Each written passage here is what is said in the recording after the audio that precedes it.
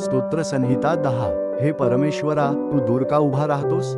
संकटसमयी दृष्टीआड का होतोस? दुर्जनांच्या गर्वामुळे दीन दोखाने होरपळून जातो, ज्या क्लुप्त्या ते योजतात त्यातच ते सापडोत.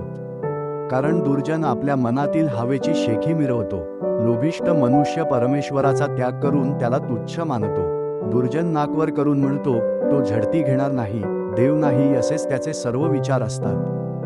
त्याच्या युक्त्या सर्वदा सिद्धीस जातात. तुझे निर्णय त्याच्या अगदी दृष्टीपलीकडे उच्च असे असतात. तो आपल्या सर्व शत्रूंवर फुटकार टाकतो. तो आपल्या मनात म्हणतो की मी ढळणार नाही, मी पिढ्यानपिढ्याही विपत्तीत पडणार नाही. त्याच्या तोंडी शाप, कपट व जुलूम सदैव आहेत. त्याच्या जिभेवर उपद्रव व दुष्टाई आहेत. गावातील दडण्याच्या ठिकाणी तो दबा धरून बसतो. गुप्तस्थळी तो निरपराध्याचा घात करतो. त्याचे डोळे लाचारासाठी टपलेले असतात. झाडीत जसा सिंह तसा तो गुप्तस्थळी टपून बसतो. दिनाला आपल्या जाळ्यात ओढतो आणि धरतो. लाचाराचा चुराडा होऊन तो वाकून जातो आणि त्याच्या बळकट पंजात तो सापडतो.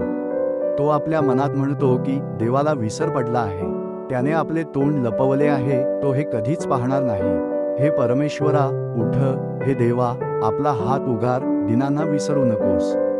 देवाला दुर्जन का तुच्छ मानतो? तू झडती घेणार नाहीस असे तो आपल्या मनात का म्हणतो? तू हे पाहिलेच आहे. उपद्रव व दुःख यांचा मोबदला आपल्या हाताने देण्यासाठी त्यांच्याकडे तू नजर लावतोस. लाचार तुझ्यावर हवाला टाकतो. पोरक्यांचा सहाय्यकर्ता तू आहेस. दुर्जनाचा बाहू मोडून टाक. दुष्टाचे दुष्कर्म निःशेष होईपर्यंत त्याचा पिच्छा पुरव. परमेश्वर युगानुयुग राजा आहे. त्याच्या देशातून राष्ट्रे नष्ट झाली आहेत. हे परमेश्वरा, तू दिनांचा मनोरथ पूर्ण केला आहेस. त्यांचे मन तू स्थिर करतोस. पोरक्यांना व पीडितांना न्याय मिळावा आणि मातीपासून घडलेल्या मनुष्याने त्यांना आणखी दहशत घालू नये म्हणून तू त्यांच्याकडे कान देतोस. आमेन.